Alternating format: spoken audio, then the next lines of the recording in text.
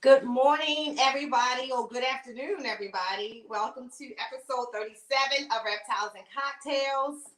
Um, very grateful to be home. I think it's crazy. You don't realize sometimes how much you're moving, but this is the first Reptiles and Cocktails in weeks, or actually a month, that I'm actually sitting at my desk in my reptile room to do the show. So it feels really good because I know the internet is certain here. And I know that it's anything that I need is right here tangible to me, any notes or anything like that. So I absolutely thank you guys for being patient with me, especially through the giveaway, through, doing them from San Diego, through Tinley. I appreciate it. Thank you guys for tuning in anyway through some of the difficulties. But this has been a good month in my life and my husband's life. And seeing all of you guys made it even better. And Tinley, that's always a highlight. So I definitely appreciate all the love that you guys give and we give to each other, whether we know each other in the community or not. And we are actually in a very motivating, positive way, building bonds and bridges that were not being built previously. And if you people keep talking about this Tinley very specifically being different from anyone before. And these are some of the vets who are saying this. And I'm going to tell you what I think it was is the aura in the room. All of these people bonded before we came to Tinley. All of these people who were actually excited to see each other for the first time. And it wasn't all surrounded by the celebrities of Tinley. It was the camaraderie around your peers that made it absolutely amazing. I know that there was some of my peers that I saw that was soul shaking. To just see them in person, people you talk to all the time, or you own all of these lives and you see all the time. Just soul shaking to see them in person, and then just to see the authenticity of their whole who they are, their whole aura. It's not a persona for this screen here. This is who they really are in person, and even better. So if you do not invest in anything else other than snakes over the next year, start saving to be at October's Tinley of next year at least. If you can't make March, make October. Because what I would like to see is for the vets to see that build and see every year. They think that every year after that is better because of the culture that we're changing within the reptile community. I got to hug MJ, okay? So, I'm going to say that these are things that wouldn't happen if it wasn't for the camaraderie and the bridges that we actually try to keep solid, the love, like regardless of what the hums are out there, to say that this person is talented at what they do, and I'm still a fan and I can't wait to meet them. And then I got that opportunity, and shout out to Keys to make sure that that wasn't an offered opportunity because it could have been. So yes. Next, I want to say, like first of all, peep the hat. That's the Lady Tiz Exotics official cancer hat. Okay.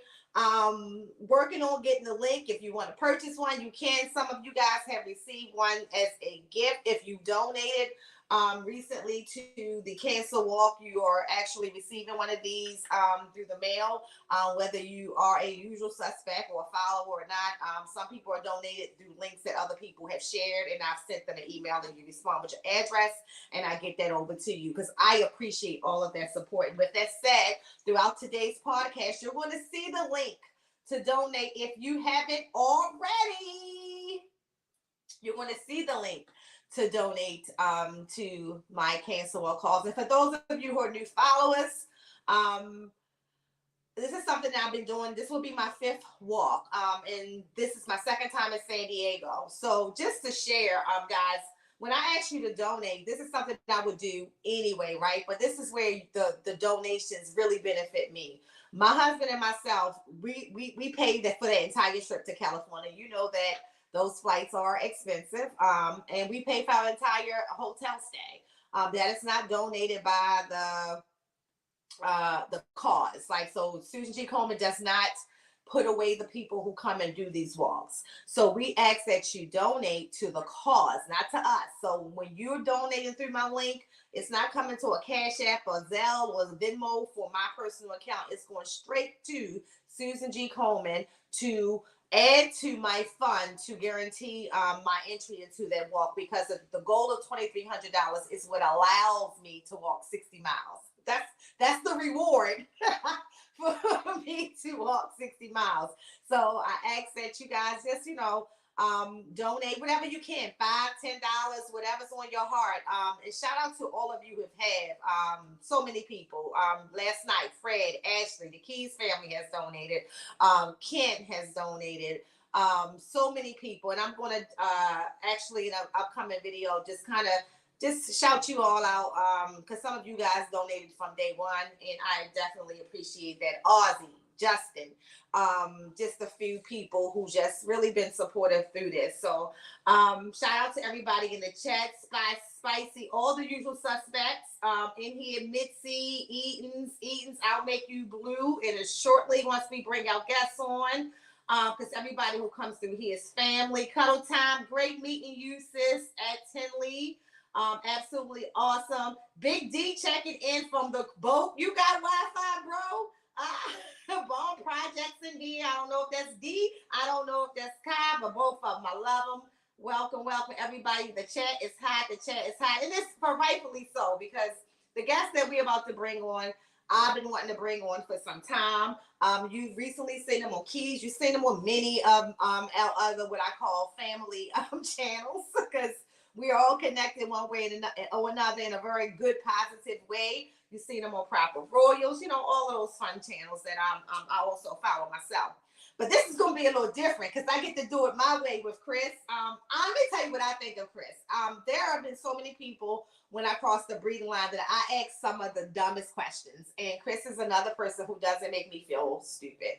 And Chris was the first to offer to come to me personally after I got my first sonogram, and I didn't know what in the heck I was doing with it, to show me how to use it.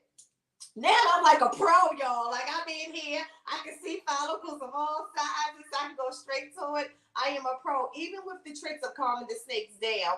But so many things, and he's also a keeper of many species, which I also find that phenomenal as well. And educationally, whether you want to hear it today or anybody else's channel, there's not a lot of people that's smarter, than, a lot of us. But Chris is very intelligent in all the species that he keeps. And it's always good to interview people who can educate you. And for me, every time I bring a guest on, I learn something. I learn something about each and every last guest that I've had on. And it forms a bond that is lasting. So no more. The chat is hot. I'm going to not hold y'all up. I know y'all dying to bring on my guest, Chris from B&S Reptilia. Hello. Thank you for all the kind words. I appreciate it. Making me blush. In the back, I'm like, oh Lord, and I mean it. And everybody in the chat knows they mean it as well. Another thing to know, guys, I do not run this live, although it's announced on Facebook. If you want to see it and be active, you got to come through the YouTube link. I'm not doing it on Facebook because the importance of what I just talked about, the camaraderie in this community and bringing on people who are not in the community, introducing people to the community, such as some of my family members. Y'all actually have bonded with some of my family members on your own, and I think it's pretty dope. But we do that through the chat. Like, you wouldn't know who my cousin and my sisters are, and to create those bonds outside of me, if it wasn't for the chat. So if you're watching from Facebook, you're not seeing this probably live because I didn't actually initiate it live. But come on over to that YouTube link, join in the chat, meet some awesome people. So Chris, let's get started. So some of my questions we may have heard before, some of the people in the chat, but there's a lot of new people in the chat today too. Can you please tell me where are you from? Let's start there. And born and raised, and then where you are now. So I'm from Southeast PA. I've been born and raised here, the tri-state area for all my life. And yeah, still here. I'm actually moved about 5 or 6 years ago into the house that I was raised in. So Wow. after my father passed about 7 years ago, I guess it was, I was in a good predicament to buy out my brother, and it was all good. You know, we bought him out and purchased the house that my father had lived in, and we gutted it, renovated it, and now I'm raising my family in the house I was raised in. So it's pretty cool. See, talk about legacy and what I mean. That is just amazing because a lot of times, shoot, especially when it comes to real estate, our kids will sell it quicker than we got cold, you know. So I Absolutely, think it's it's so so, warm. yes, um, it's so important. But you know what? Something about that house you really loved. What was it? The property in the area, you know, I'm still close enough to shopping districts, whether it be a little bit north of me or south of me, but I'm still far enough away where I have 3 acres. I can hunt on my own property, in the woods. I can see some neighbors, but I can't see my neighbors. So, you know, that's what I love about it. You know, it's just, you know, it's home, and to raise that's my that's boy. That's always cool. That's one of the things I love about this house. Like I always tell my husband, the neighbors are not far enough that if you're not home and someone comes in here and tries to kill me, and I can't run outside and yell help, they can still hear me. But they far enough where we can't ever see each other unless, like, literally, it's like if my deck sits higher and theirs sits lower. So if I want to see them, we kind of have to meet at the fence type of thing. But we never could just see each other, and I think it's pretty cool to have some privacy, but not too much. Yeah, no, absolutely. Absolutely. If I yell loud enough, my neighbors can hear me, but it's good that they're far enough away. Yes. So that's pretty cool. My granddaughter's family owns a farm, and they make her spend a lot of time on the farm because the farm has been in their family like 141 years. So Wow. she's the next up, right? And so they make her spend so much time. So she loves the farm, Hmm. so that she never be that one who says, "Hey, let's sell the farm for all these, millions of dollars." So it to always make it invaluable. She loves the animals and loves the land, and they put like nice little houses and stuff like that for her, like toy houses and stuff Hmm. throughout the property for her, so she can enjoy it enough to always make it invaluable. $1 million could never, you know, buy that. Yeah, yeah, that's kind of how, like, you know, here you get all these people, they see the transfer of titles and a house sold or whatnot, and we want to give you an offer on your house, and I'm like, well, 5 million, come and take it. You know, it's not worth anything to that, but to me, it's there's no price. Exactly. So cool. So speaking of legacy, we know that you are a father. Correct. Where are those with your children? Are you, and I, well, I'm not saying making them or influencing them, because that never works. They'll hate the snakes No, if you did can't that. force it. Can't force But it. Not force your exposure, do you try to keep them exposed? So God forbid the day that you decide that, or not you decide, but God decides that you leave the earth, because we're not making those decisions. So that you have someone who will want to keep it going. Yes, early on I was in a relationship and I had a daughter. Okay. I was not married at the point in time. She's 19 now. So I had moved on from that relationship and got married and then divorced, and then I met my current wife about 10 years ago, and that's when everything changed, started over, and kind of really that's kind of when the reptile started too. But my boy's 2.5, and he is very much involved in everything. He'll sit down here for an hour, if not longer, with me, and he just wants to help. He wants to put paper in tubs. He wants to move the babies out of the incubator. He wants to cut eggs. He does the billy roll on the eggs. It's great, great to watch him. And yeah, it just he seems interested in it now, and nothing's forced. You know, if I'm coming down the snake room and he don't want to come down, he don't want to come down. I don't make him. But we're also expecting another 3 weeks. So I'll have another one November 4th. We're due. So we'll see. Oh, that's right. That's right. Yep. She was pregnant when I met her. Yes. That's Yep. Over the right. summer. Yeah, so that's very important. Just for people in the chat, like if you really love your animals the way that I know that myself and Chris do, like they're not just like breeders, they're deep, deep, deep parts of the family Mhm. that one of the things, and I tell you, like if you ever have surgery or anything like that, that you think about is, God forbid if something happened, we have to have those conversations. Like me and my husband have those conversations because he's not keeping all these things. That's a fact. All right.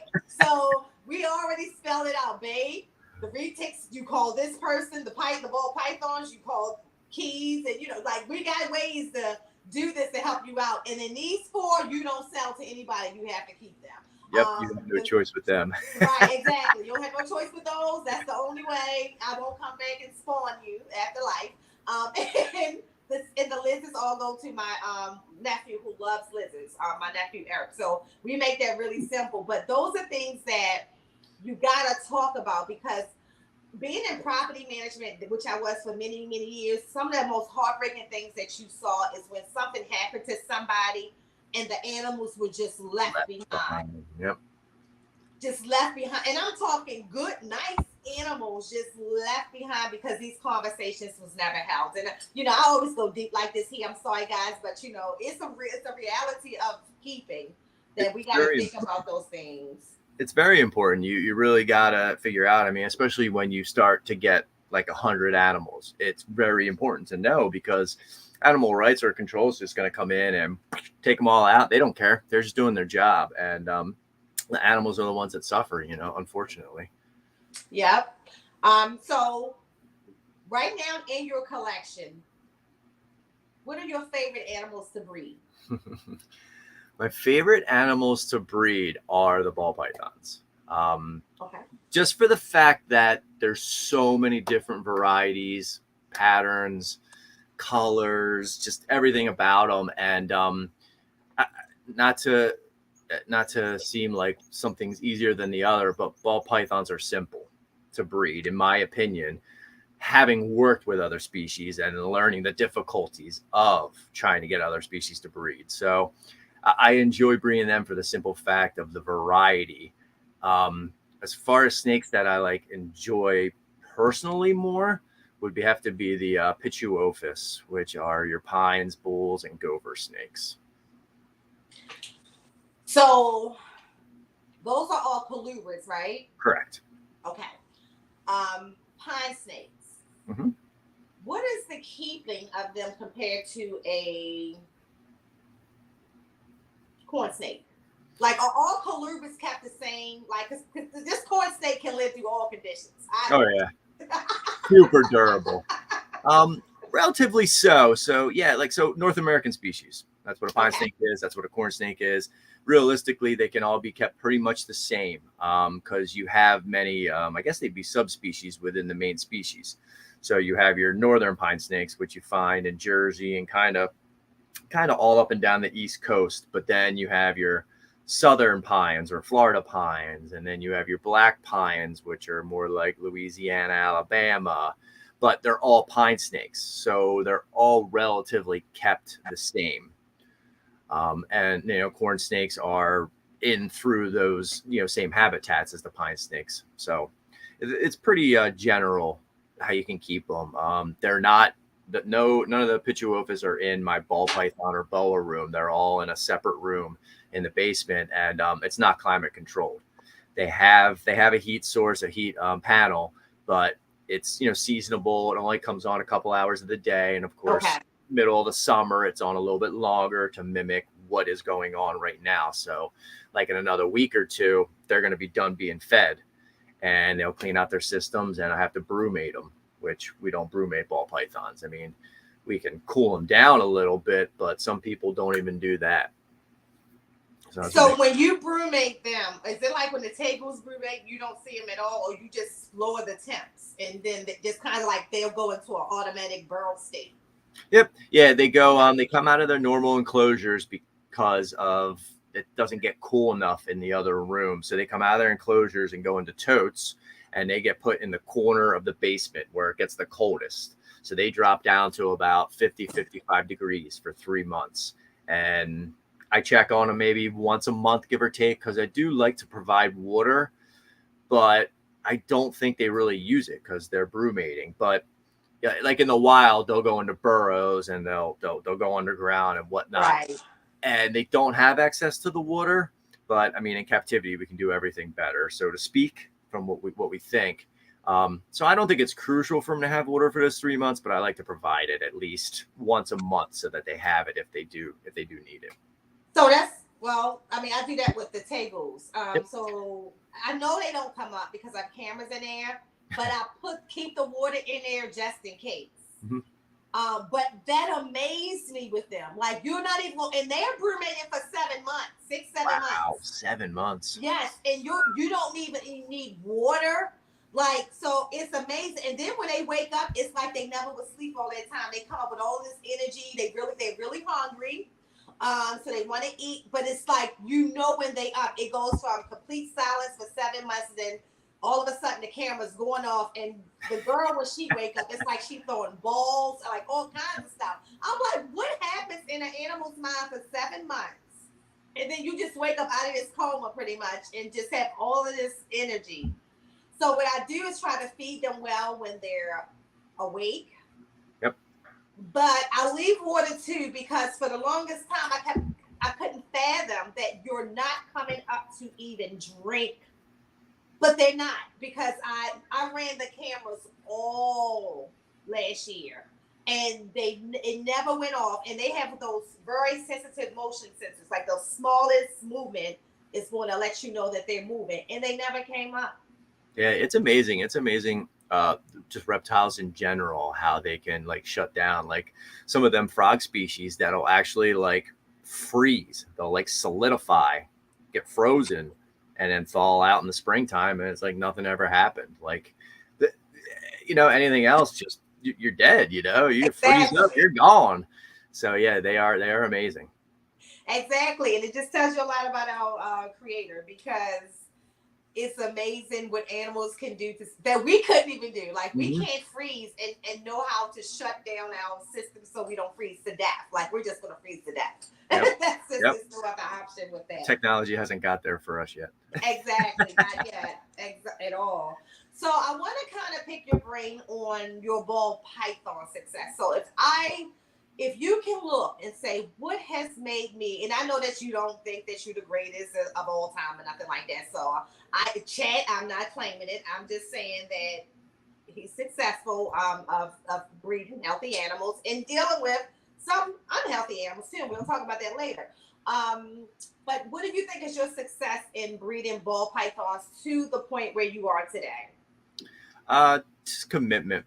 When you set your mind to something, just commit it and follow through with it, and always staying educated. You can always learn more. Animals are always teaching us different things each time you're with them.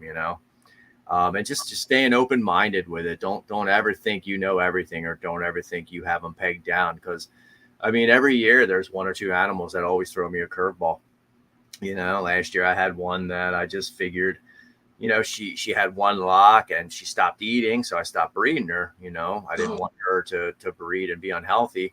And then 2 months later, she was sitting on eggs, and I'm like, what the heck happened here? How did I miss this? How did I do that? But she went super early. So, that was that curveball. Well, did I breed her too late?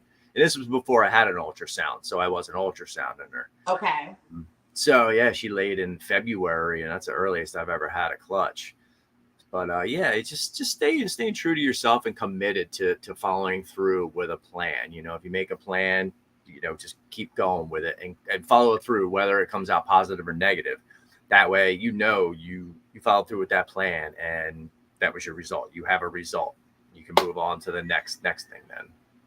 So with it, keeping all of that into context, so you're committed to it, and you just said something that I think is important, because this is, as a new breeder, let me tell you what drives me crazy. Everything that people talk about seems so systematic. Like, this is going to happen first. This is going to happen first. This is going to happen first. But clearly, you and your experience have experience where, okay, one lock, she's never going to go, and then boom, here's eggs. And you didn't, with your experience, see anything in between that indicated that. So that's good for the newer breeders, from like myself, to know. Because that's why, for those in the chat who laugh at me, that's why I had the 3 incubators and no eggs. Because what if just one day I wake up and they're eggs? Yep, it can happen. Oh yeah, mother. You get one thing everybody needs to understand is that Mother Nature does what she wants. You know, she's beautiful, but she can be very cruel. But she can be very, very blissful too. You know, at the same point in time. So yeah, even with the experience, you can still get throw a curveballs. I mean, you could say like 80%, 85% of the time, you can kind of know what's going to happen, like just by looking at a female and seeing her body language, her feeding behaviors, where she's sitting in the tub. A lot of that stuff can all be triggers and insights onto what's going to happen, but you can't be definite. I mean, now with ultrasounds, that really helps us be definite with knowing the breeding cycle. But other than that, there's still so much we don't know about snakes, reptiles in general. So Chris, I'm going to go here because I need you to just help me. So just for shits and giggles, the last week we have been sonoing girls that's like 700 and up. Okay. Some of them that's like 750 have follicles. One of them 850 have follicles. Actually, one of them that's 850 has bigger follicles than the one that's 1500. Wow. So I'm, again, in context to what I'm saying, like just doing that with the sonogram, it's like you can't even look at the snake because the girl who was 850 clearly is not as big as the one that's 1500, but her follicles were bigger. And so I just, I was talking to the people in the chat the other day, and I'm like, I'm still waiting on her. But then someone said, no, if she's ready, she's ready. So I said that if they develop bigger than what they are now, because right now they're only like 10 millimeters, so if they do develop to like 15 or 20, then I'm gonna go for it, but I want to make sure that it develops, and not just me forcing her because she's so young. Right. Yeah, because out in the wild, there's no guy running around the woods ultrasounding the ball python saying, okay, this one can go. Nope, you gotta wait. Mother Nature does what she wants. So like you said, if the snake is mature and only weighs 850 grams, that could be a 2-year-old female or a 18-month-old female. Even some people would breed at if they have the weight. And it doesn't mean that it's unhealthy to breed that snake. It just means that you might have to keep more of an eye on it, because you think about clutch sizes, she might only have 4 eggs or something. But if she was building follicles, her body was telling her hey, the time is right. There's food present. There's water. Your temps are good. Your humidity's good. It's time to reproduce. So yeah, I don't see an issue with that. But like you said, I wouldn't, just because she has bigger follicles than the one that's 1500 grams, I wouldn't push her. But if you see that development grow and go up to like 15, then yeah, as long as she looks healthy and isn't, the backbone's not showing and she's still eating, I say go ahead with it. Okay. So I think that is something that I think the sonogram is definitely educating me in, because this is like, oh, that is weird. I wouldn't have expected that. Mm-hmm. And then the boys are funny, because I got some boys who you think look like they're ready, but no interest. And then you got these other tiny little boys, who are completely ready. Thank God for, the people who helped me to learn how to finally pop, because that's how I'm identifying some of those, the sperm plugs now. But, and then too, a couple of them actually believe sperm plugs in the water. That's had happened too. Like, I'll just go and see the sperm plugs floating around in the water. I'm like, ew, but okay. What happened in here last night? Exactly. This is a teenage boy shower day, huh? So with that, so what would you say is the most challenging? I don't want to say like that ended in all the way bad, but let's say an animal that was born with some type of defect that you were able to save, like flourished. Usually the minor kinks. Okay. I'm trying to think here. I don't think I've ever had an animal hatch with no eyes. I've never had that happen before. I've had a clutch of shark mouths. That was 3 years ago, and that was my only one. And it was very individual. It was just that one clutch. The clutches next to it were fine. They didn't flourish. I had to euthanize them. They just they just couldn't get hold of rodent because of their lower jaw. And sometimes that's the issue, and sometimes they can flourish. Kinks is the biggest thing that I run into, and not that I run into it often, but I think as your numbers go up, your problem, you're going to have more issues, so to speak, with different things. And that's just livestock in general. It's like Right. more money to more problems. Which is my fear of the breeding side, because as a pet owner, that it doesn't happen. You know what I mean? Because you focus on that pet. I'm going to tell y'all right now, and I say this all the time to the usual suspects. Every single time it happens, y'all gonna have to talk me off the ledge because I'm gonna cry. And I don't know what to do about it. Everybody said one day it'll go away. I hope it does. But I can tell you right now, even when I see it for other people's animals, I instantly just overwhelmed with tears, and I don't know how to turn that off, or when I'm going to grow out of that. Yeah, it can be tough, but and that's one thing when, like I said, when you're dealing with livestock, you have to realize that not everything is going to be peaches and cream. There is going to be issues, and that's just part of dealing with animals, unfortunately. Right. Yeah, yep. I mean, that's the truth, but I'm just not ready. Yeah. Just send me, let everybody know I'm gonna be crying. It's gonna be a big pump. We'll be here for you. Videos. There will be no videos that I can do when it happens. I'll just have to educate y'all along the way. But yes, I do understand that would happen. I'm at this particular point just excited to get my first clutch, right? And the excitement is that there's so many possibilities for me that I'm working on and working through, and just to see anything hatch, I just need it to be healthy. So I'm going to ask the odds gods that if I'm going to have an unhealthy snake, don't let it be with my first one, please. Always let me get right. Please, yeah, right. Get something under your belt.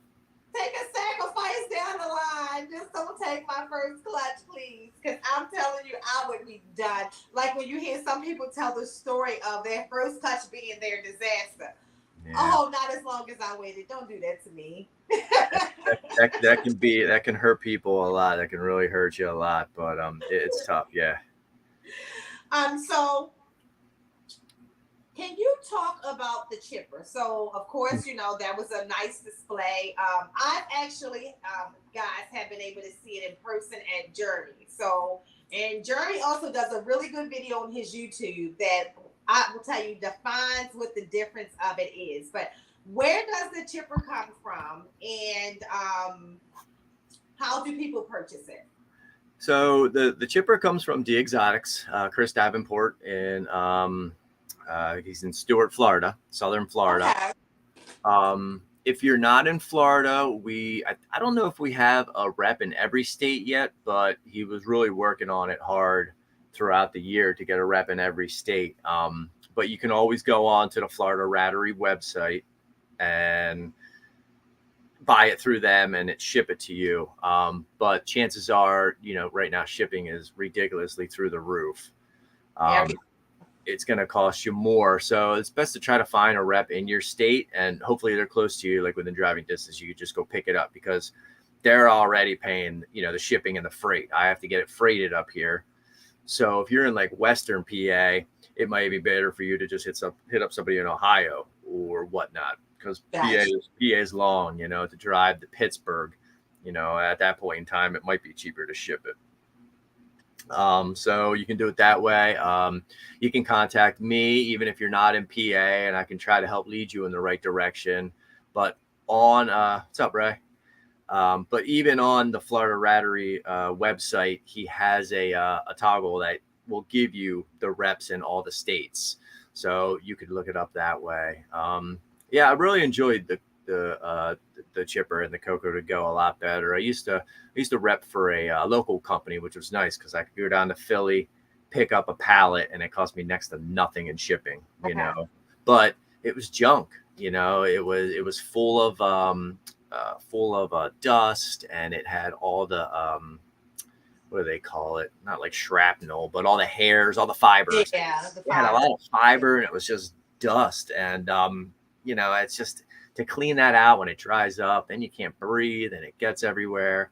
Not to say that there's three different lines in the chipper, and the bottom, so to speak, the bottom of the barrel, which I still think is better than some of your other ones out there, like your Pro Coco and things like that. Has a little bit of fiber and dirt in it, but as you go up the scale to the better block, so to speak, it's just so much more refined and so much better. But you do pay a little bit more for that better product. Got it. So when you got into it, you was a customer first. What did you like about it better than all of the other products that were out there? Well, the Coco to go is it comes in a bale, and it's equivalent to 5 blocks. So it weighs 50 pounds. And literally the name says it all, Coco to go. You open the bag, you dump it in your bins.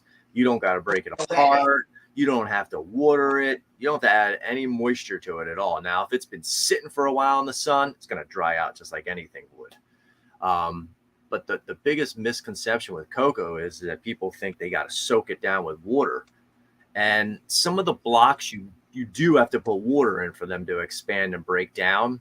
But you always, less is more when it comes to putting your water in your cocoa, because you can always put more water in it. But if you make your cocoa too wet, it's almost virtually impossible to get the moisture out of it unless you set it out and let it dry for days. So right from there, the Coco to go was it was phenomenal. I mean, there was no prep time, but even the middle of the road block that he uses, you can break it up with your hands. You don't even have to add water to it. So you're cutting out that whole step of adding too much water. You can break it up with your hands and put it right in your tub, and then maybe add an ounce or two of water to your tub and control the humidity that way with it. That's what I really enjoyed about it, is the ease of use, and also the bigger chunk. That's what I like. So when Jeremy was showing me, you kind of like, rolling it through your hands. It definitely felt different, more hollow, kind of, kind of like just lighter, than most of it. So yeah, I just curious. I for my ball pythons, I still don't. I prefer paper towels to the rag animals anyway. But to your point, the retics, for example, I do have paper and I do have substrate. The cocoa, because you don't have to wet it, right? Mm-hmm. But probably is better for the retics, because when they do wet it, oh yes, they wet it. Shit is better, because your guys, your retics can pee so much that the daggone cocoa will be floating. Okay, so true story. So that might be something I might want to try for them. So definitely good to note that. My other thing that I had, or a question was up here. Oh, I put it back. It says, I have a question. I have a lesser clown. This is from Cuddle Time Critters. I have a question. I have a lesser clown female. Would you pair a pastel spot nose clown or a mahogany yellow belly head clown? I'm gonna go with the pastel spot nose, but I like pastel. But let Chris answer that. I'm going the other way. Mahogany yellow belly head. Only reason being is mahogany is hot now. But you really have to. You can ask anybody what they prefer to breed, or what they think they should breed, or what you should breed. But that is their personal opinion on what they like and feel they should breed. Right. So you like the pastel, and I prefer the mahogany. But what it's Miranda, right? Yep. What is Miranda's personal goal out of this? Is she trying to get mahogany into her clown projects, or does she really want to work the spot nose into her clown projects? Does she want a whole clutch of clowns so she can sell some to go purchase a better clown? Or does she want to create nice holdbacks for the future of her collection? So I think a lot of that gets forgotten when people ask, well, what should I pair to this? What should I pair to that? Because your answers are always going to be individual to the person, like we just proved here. Yeah. So, she's got to ask herself that, what am I looking for the future? That's a good response, because like I'll give you an example. People get excited about a lot of genetics that I just don't get excited about at all. And like even when I come to quote unquote spending money, I'm spending money because I like the way this snake looked. A lot of times it has nothing to do. Well, I mean, it does have something to do with genetics, but not as much as the fact of it starts with, oh my God, look at that snake. That's my first reaction before you even get to a price tag for me. Yep. I'm not even going to get interested in how much it costs if I'm not, you can have a $20,000 snake. Sunset. I'm not shining on it yet. It even if like someone actually showed an example of it, because I like dark patterns too. So I love dark morphs, and they put it with might have been a blackhead. And they posted it. I think it was on Jose's page and Jorge's pages. I think it's his name. And it was a beautiful snake, but not beautiful enough for me to want to spend that kind of money on it. Right. Yeah, and then there's some simple genes that, like clown. I don't care what kind of clown it is. I have not seen a clown that I did not love yet. Yep. The beauty is in the eye of the beholder. That's clearly what it comes down to. Yep. Yep. So I had this as a question. So outside of the ball pythons, what is the most difficult animal that you actually breed outside of ball pythons is easy for you? Well, so let me say compared to the boas, because I'm afraid to touch that. And initially, when I got boas, just like retics, I wanted to breed them. Now I will tell you that my boas to me seem like they will be easier to lock because they hot in the butt, but the actual birth of them, I hear so many horror stories. So has that been a bad experience for you with the boas? I wouldn't say bad experience, but definitely a trying experience. Boas are tough. You have to, when you look at another species, you kind of have to remember what the other species take to breed and keep that in the back of your mind. But don't ever just think that you can apply the same thing to a different species. The other one. Yeah. Boas are tough. They need to be like coexisted longer. Ball python, you throw in for 3 days, you pull them out, put them in with another girl. Boas, you need to keep that male coming in and out and keeping that female going through the cycle and keeping her interested, keep breeding her until you either see that ovulation or that, that body swell that she's gravid. And I also feel that boas are a little bit touchier when it comes to your temperature gradients and stuff like that. So far in the last 9 years, going on 10 here, the Dumeral's boa have been my biggest challenge in getting them to breed. The other boas, I haven't perfected anything, but the other boas, I can definitely see trends and what works and what didn't work and reasons why they didn't work. Which were mostly my opinions and things I've seen. It may not even be that, but the Dumeral boas tend to be tough because they have a 4 to 9 month gestation. So, unless you're ultrasounding them, every month or so, it's really hard to understand what they're going on. But any animal, if you work with it long enough and keep trying and keep doing different things and tweaking things each year, you really narrow it down and start to figure out what works for that exact animal. So with a boa, speaking of the ultrasound, when you're ultrasounding a ball python, you are looking for follicles. When you're ultrasounding a boa, what the hell are you looking for? Pretty much the same thing. Okay. I personally have never ultrasounded a boa before. Okay. But my buddy who does KL constrictors, he does mostly all boas. He has some ball pythons, but he's been ultrasounding this year, and with success, he's been catching some females that are starting to show follicular growth early. He's already bred like 6 of his boas, and I haven't even paired any of mine yet. So, you know, it all depends on where your animals are at in your collection as well. Like my season this year, I was pretty much done by June. I had 30 some clutches in the incubator by June. And you have people like Always Evolving Pythons. I think by June he had 2 clutches in his incubator. So it really goes of what your collection is accustomed to and how your atmosphere and whatnot is. I mean, he's on the West Coast, so you know everything's a little different. Your temperature, your humidities, your barometric pressure, all that stuff. So it's pretty much comes down to your unique collection. Okay. Yeah. So I will tell you that that is something that I will mention. I don't think I'm ready for this year. I actually don't think I want to do it, even though I have a ready female boa and I have 2 males that's ready. I love all 3 of them, right? I don't have no practice animals with boas. Like with my ball pythons, and I hate to say it like that. You know, my first pairings with my ball pythons, they were my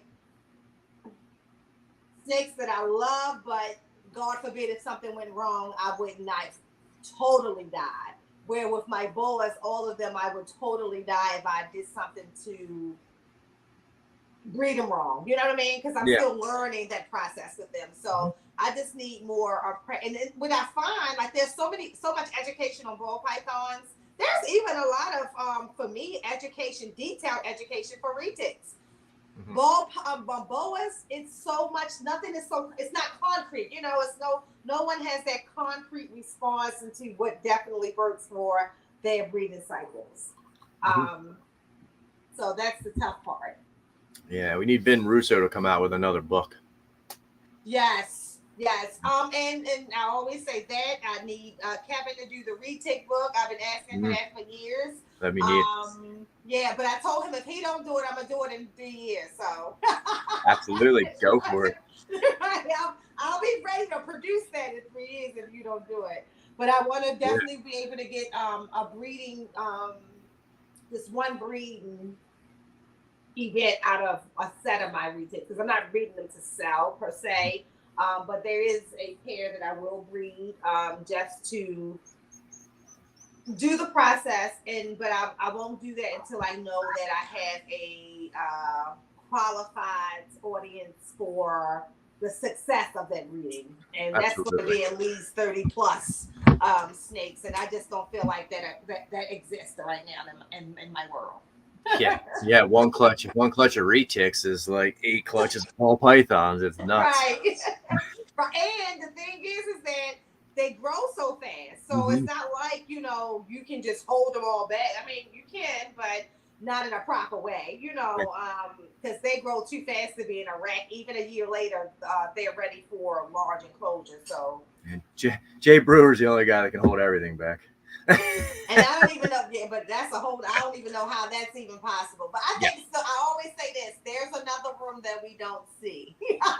Oh yeah, that's a whole nother story right there. That's another room that we do not see at all. Okay, so outside of the ball pythons, what is your favorite pairing favorite animal to breed, and why?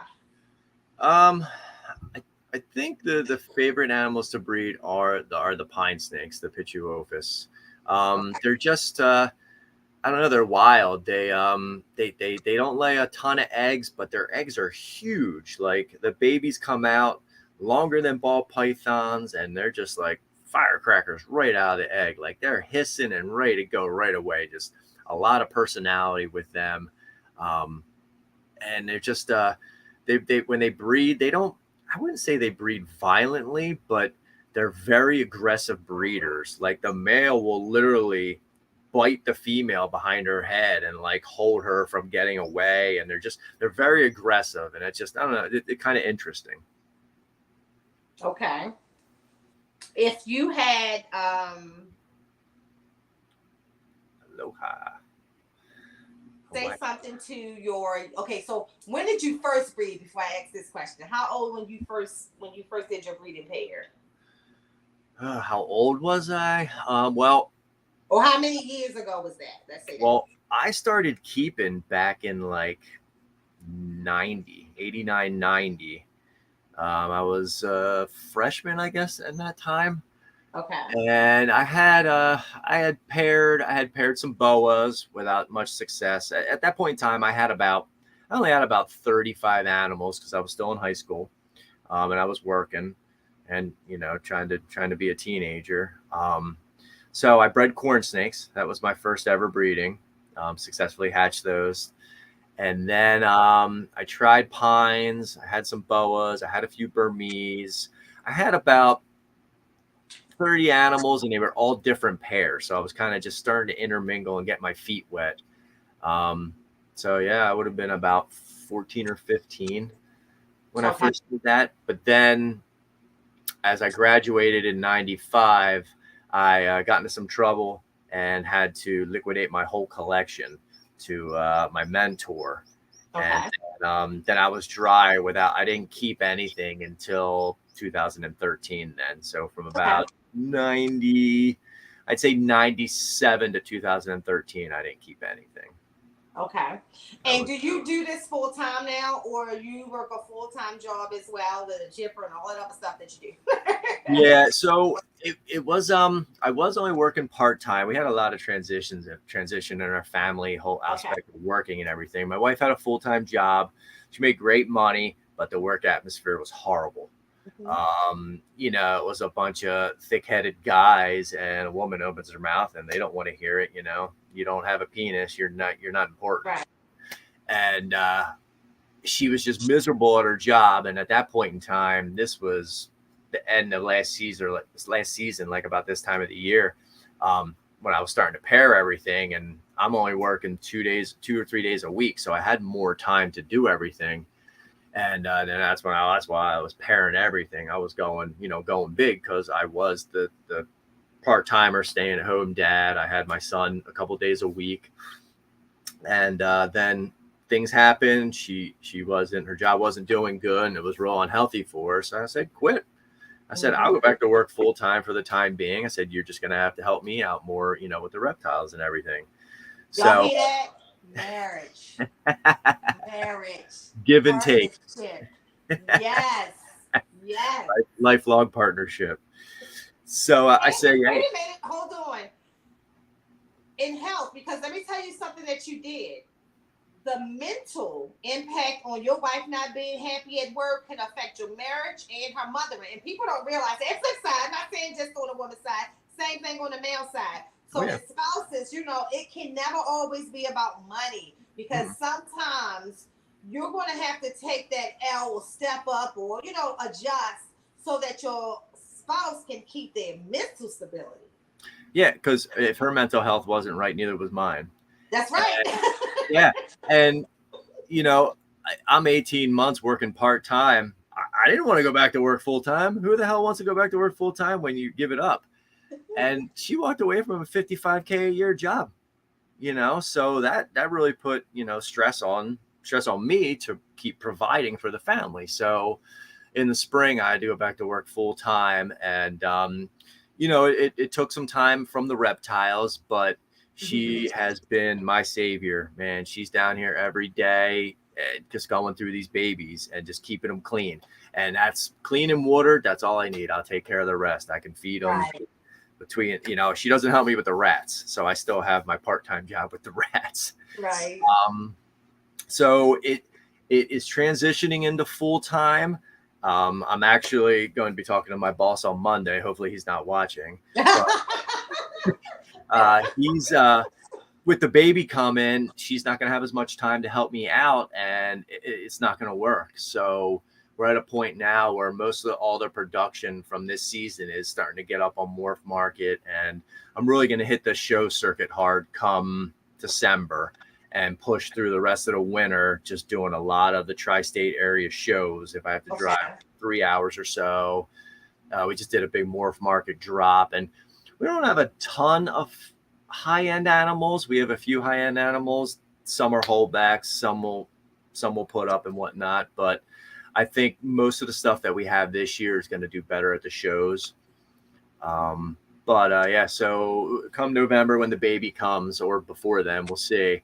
I'm going to be giving up the work, and then My buddy, the guy who made the comment, Jason Bricolic, he started this whole thing with me back in 2013 because his daughter wanted a pet snake. So here we are. We got on Morph Market, or not Morph Market. We got on like Fauna Classifieds, and that's what took it to the whole next level. The daughter wanted one, so we got a small collection, and then within 3 months we had 75 snakes, and it was a hobby. That's all it was until the last couple of years when I thought, I really don't want to work for the man the rest of my life. I'm much more happier doing this with myself or whatnot. But so that's the goal going forth now. If I have to pick up some work here and there, I am blessed enough that I have family that either own a business or really good friends that own a business. And if I need a couple days a week for some cash or something like that, I can hit them up, and it's very good. Yep. Yeah, that's a blessing. But first of all, shout out to y'all know any marriage where it's done the right way. Like, you gotta put yourself aside for the other, and it's hard sometimes, especially me because I'm spoiled. Like, I'm the selfish one in our marriage. I'm just blessed to have I always say, a husband from the South, where he was taught that you just kind of take care of your wife, and what Chris said, his mental stability depends on my mental stability. Yeah. I'll tell you what. Absolutely. He looked like he was having a blast at Tinley though, Dre, right? Oh man, so let me tell you. So Chris, my husband is not a people person, right? But last year before Tinley, even like getting him to go, I'm like, I'm telling you, babe, because this is when I first connected with Keys and all of them. I'm like, these are your people. These are your people, and he's like, okay, so kind of like was dragging him last year. This year, he couldn't wait to get on the plane. He couldn't wait to see so-and-so. He was mad AJ wasn't there. What you mean, Fred? AJ ain't going to be there. He calling out names. Is my boy Wiz going to be there? He had a good time. Just in the pictures in general from last year to this year, it was night and day, man. Totally. Yep, I know. He was fanboying with people before you even got there. I was loving it. He had such a good time. Mad props to that. That's goals though, because like for those people who like close and kind of follow, especially the podcast, he has like transitioned into. Keisha said it a long time ago. He's going to be a snake person, and every single day is a new thing that he does that's evolving into him being a snake person.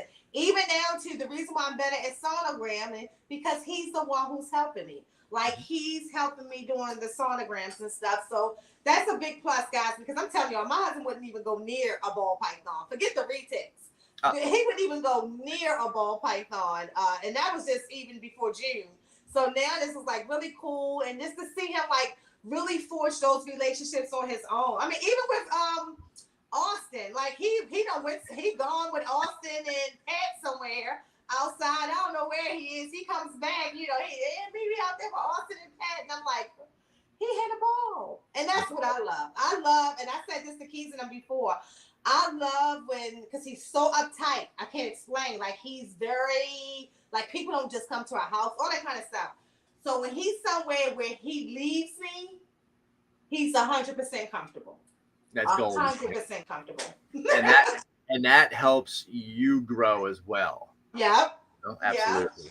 Yep. And I mean, oh my God, Tilly is always such a great experience for us, and he looks forward to it. Like when is the next one? We already booked for March, y'all, because he wasn't having no one. I know. I was so bent I couldn't make it to October. I'm so bent.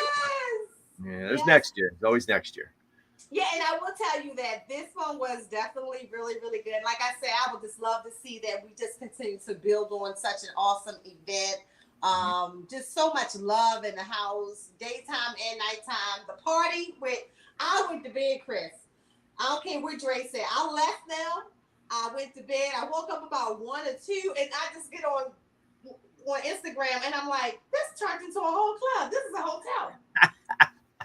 They turned it into a whole club over there. So that's awesome. Yeah, I was laughing at Keisha's previous comment. She said when we were talking about cocoa, she thought we were talking about putting too much water in our cocoa. Who puts water in their hot chocolate? You put milk in it. That's what she said. She was like, I know that's right. Come on, Keisha. That is too funny. Too funny.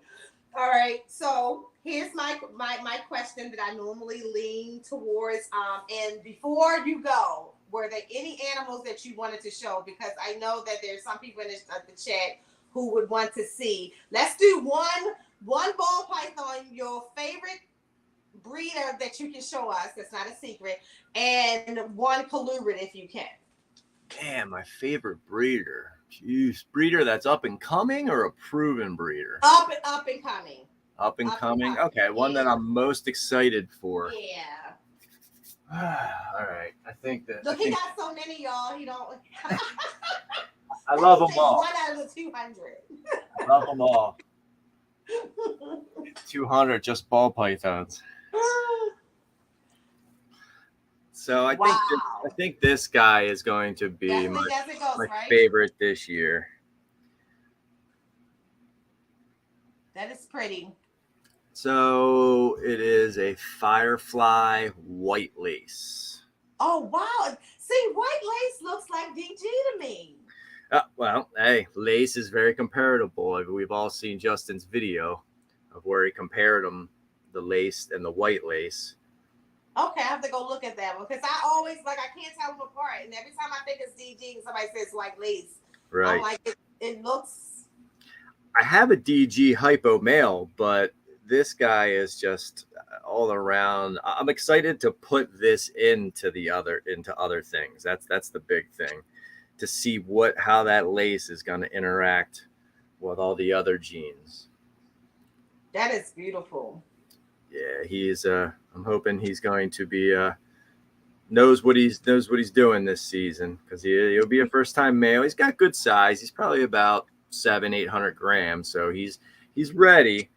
But just because they're up to size doesn't mean they know what they're supposed to do. Did you produce him? I did not. I picked this guy up from CV Exotics. Okay.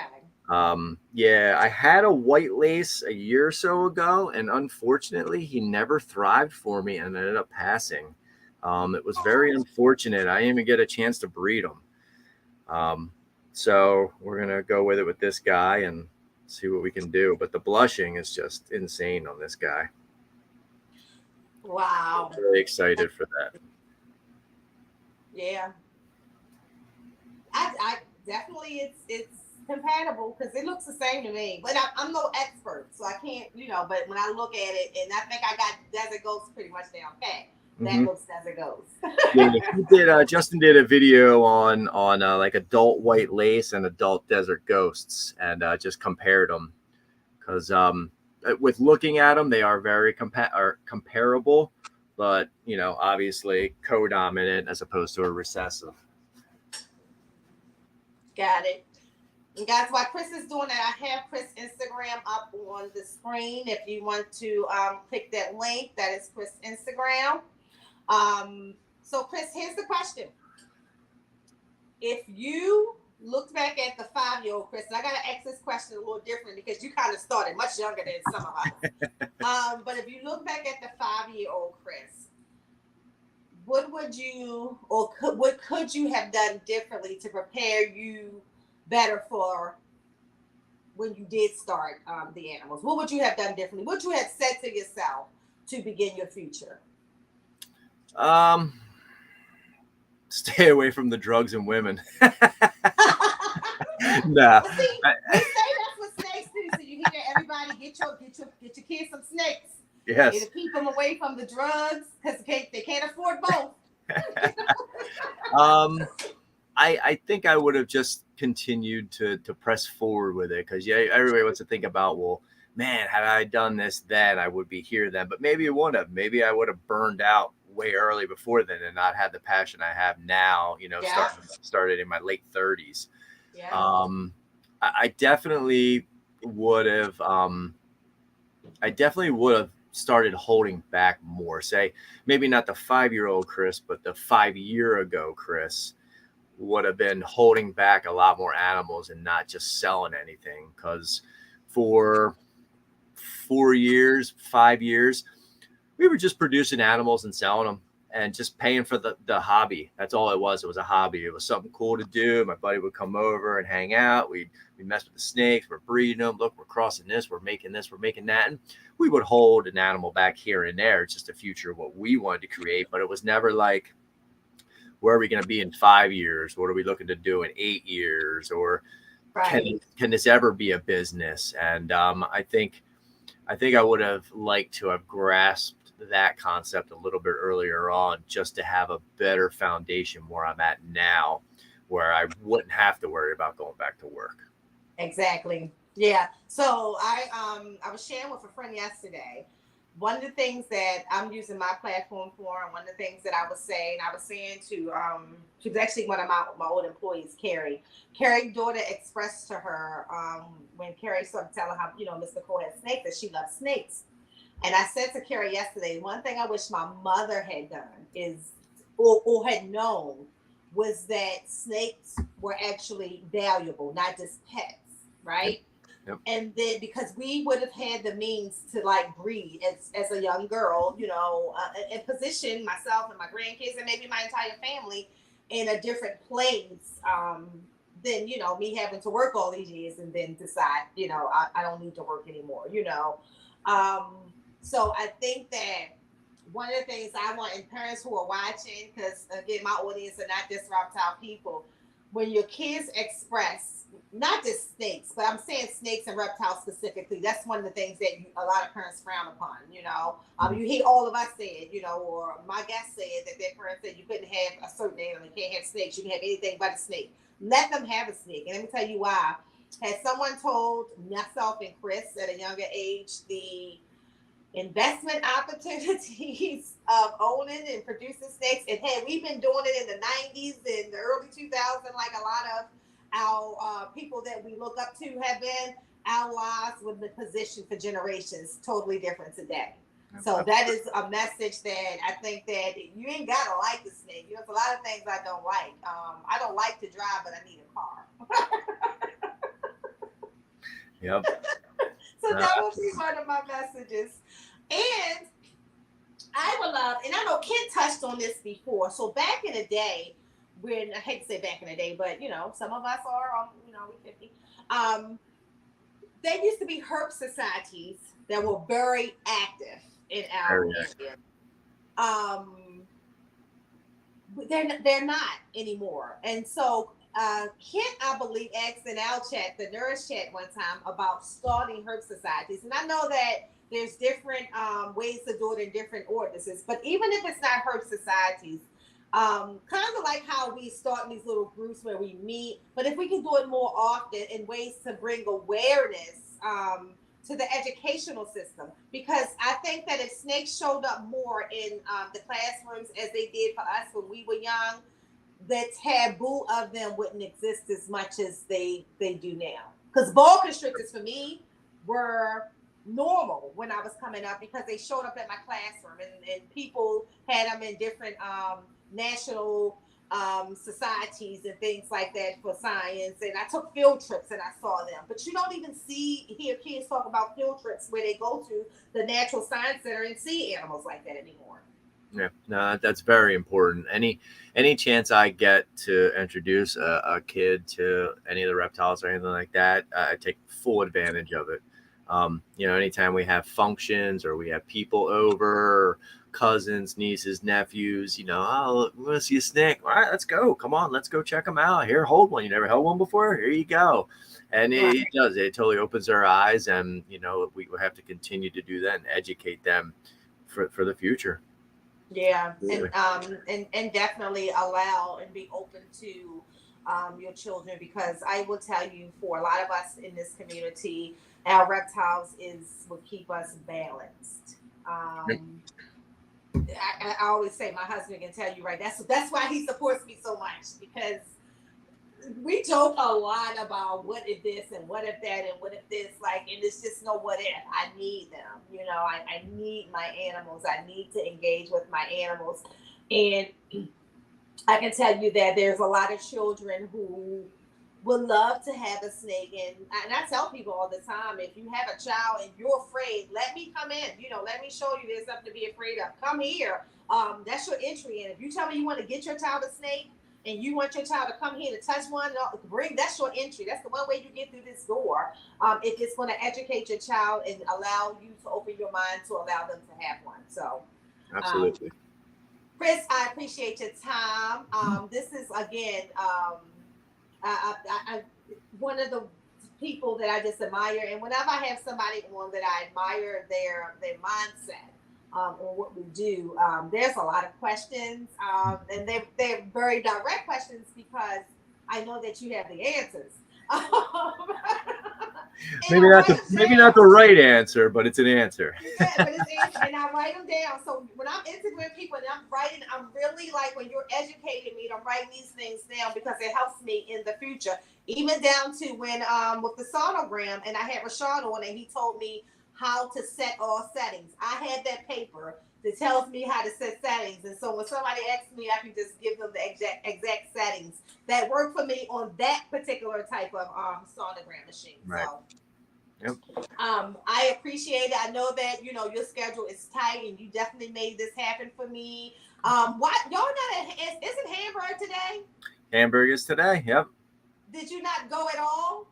Nope. Okay. Not a big fan of Hamburg. I said me neither anymore. It's a shame. It's really gone downhill. If I need a product, or I need to talk to somebody or something important, I'll get up there. I'll shoot up, and I'll get there about 7:30 or so, and I'll sneak in with a vendor badge, and I'll do my rounds, talk to I got to talk to, and get my supplies if I can't wait for it to be shipped. But then 9 o'clock, I bounce. I'm out. Like, once them doors open, forget it. Yeah. I tell you, I normally would go mainly to meet my feeder breeder, but then when I started breeding my own, I don't have to go as often. And then when I do go to meet him, like just to get rabbits, some of the bigger prey, I meet him. He has a drop down here in Maryland. So actually, that's where I see Kevin from 4S sometimes. Is when we pick him up from Rick. Yeah. Yeah. So Rick still gives me good pricing and everything on my rabbits. Like he never taxes me. You can't beat Rick's prices. I can't touch his prices, unfortunately, like with my rodent production and when I sell my rodents, because I also breed a lot of rodents and sell on the side as well. And that's a whole nother entity.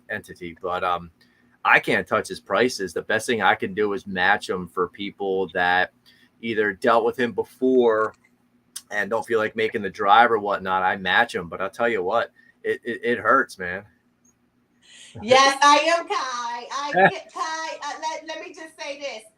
I graduated from high school in 91, and I think it was Mike from Herb Collectors was talking up on his channel one time about like when Wi-Fi changed and stuff like that, and he was like, well, I think I was still in elementary school. I'm like, wait a minute. Mike was still in elementary school in 91. My wife was born in 91. That is crazy. Yo, it's crazy, Kyle. I just never feel that old until like something medically happened, and then it's age related. Like, oh, okay, I am that old. We don't feel that old until somebody like Kai brings it up. Like 90s. Have you? He didn't make it to the picnic, so you didn't meet him, right? No, I wasn't there. That was just like an awesome time, and I think we got to do it. So hold on, I know we're not doing the picnic, but we're supposed to be doing something before the picnic, right? Don't we have a fall thing? Not fall, spring. Spring, okay. Yeah, it's either gonna be. I'm thinking the end of April, after Easter and things have kind of calmed down. Either end of April, beginning of May. We're having it here. It's going down. It's gonna be an all-day thing. I'm just gonna, anybody in the tri-state area is welcome. I have the room. Bring the breeders. We're gonna have food. I might even get music. It's gonna be a good time. It's gonna be a good time. Definitely let me know in advance so we can help out. We don't want to put that all on you. Oh, absolutely. I will let everybody. Like a lot of fun. I really enjoyed the cookout at Jeremy's house. And our only mistake is I wish my husband had came because I really wanted to stay longer. And then not have to worry about driving back. But the drive was beautiful. Like in and coming back was an easy 2-hour drive for me. Yeah. To be honest. So I really enjoyed it and can't wait until we have the next one. Danny, that was my first time meeting Danny, and oh Lord, Oh oh yeah, my God. Danny's a riot. Get a couple Miller Lights in him and get him do some shots, and he'll get the party going. Exactly. And so, and I know we talked about hopefully Adam being able to make it up, but guys, that's what I'm talking about. Like these are, Jeremy opened up his house and I just rode 2 hours to go kick it with Jeremy and them, and it created more bonds. Yeah. My first time ever seeing Ken in person. And then of course, like the Florida family is like that. The Florida team is very close like that, and I appreciate that. But that's what we got to keep saying. And I'm telling y'all, that's why Tinley was so different. It was that camaraderie in the room. It was that no hating. It was that just love just blazing in the air. And everybody just so happy to see everybody. We were all on one accord. And that's what this reptile community needs to be, our own little bag of nuts. I know. I saw the picture with MJ and he looked uncomfortable, but I was impressed to see the co-op. So I would tell you, it's a whole backstory joke about what might have happened that day, but I will tell you this: he was first of all, he saw me first, very humble. I would say in person, MJ is a whole lot more chill and kind and. Like, he's just so cool. I like the off the hook MJ. That wasn't my thing. My thing was why I could not comment. That was my only question. That's my only problem I had. Never no personal with them. I still watch the podcast and everything. But to just like work out and get that whole thing put aside. But in person, he is so, not just watching him with other people, just so humble. And I think that was shocking to me because you would think that having the platform that he has, being, a little bit more, because it's his platform, a little bit strong-willed on there. In person, that's not what it was at all. And not just with me, not with everybody. Like, people who went up to him, asked to take pictures, and, he was just a lot more humble than I thought. So it was pretty cool. I hope I can have that same experience with him when I meet him in person, because I am blocked from his Instagram. So I hope when I meet him in person, I can have that same humbling experience. And I have no bad feelings, even with the blocking. And it's just, I look forward to meeting him, even through differences. Well, I will tell you that it was. I think it would be a great experience for you to meet him in person. Mm-hmm. And I think that again, it's just another way, like what you just said. It's nothing personal. That's what is it, I can't fix a problem if you don't tell me what it is. And I think that because of the platforms that we all have, we have to be willing to have that conversation, have that communication, because it's no point of us, we need each. MJ has a platform that works for everybody that's in ball python breeding. Okay. And his guests are amazing. It's amazing. That's what I'm talking about. Amazing. And you can't take that from him. He has some of the best guests out there, if not the best. I think between him and Chris, probably the best. So I will say I would encourage you definitely. If that opportunity came, give him an opportunity, because I definitely think that it was a great. Shocking moment for both of us, because out of all the people, I'm the first person he see, and he's the first person I see when he come in. But it was really cool, really cool. That's awesome. Shout out to MJ and Trap Talk. Yes. Yep. All right, guys. So we're gonna give Chris back his Saturday, because as you heard, he got a lot going on over there. I apologize for the chat. When Bosa's not here, I can't keep up, especially when you got on a fire guest like this. But I tried to make sure that I tapped into everybody that I could make blue. I tried to make sure that I didn't miss any specific questions for Chris or anything that we covered. I went back and looked at. If not, inbox, Instagram, Chris. Like I said, this is Chris's Instagram right here. So you can just go hit him up on his Instagram, ask any questions. If you have any questions for me, you can do the same. Absolutely. Missy Ann, wait a minute, you should be already. Let me make sure I get Missy right now. Okay, you fixed, you're blue, you're smirked. All right, guys, everybody, see you later. Bye-bye. Thank you, everybody. Saturday. See you Monday for Two Peas in the Podcast. Wait a minute. Hold on before I go. Let's get a prayer for the sick and shut in, Dre, DW Exotics. Hope he feels better about my day. Oh man, you know So he's really sick though. He came back from Philly really sick. So hope you feel better, Dre. And that's it, everybody. Everybody have a good one. Peace.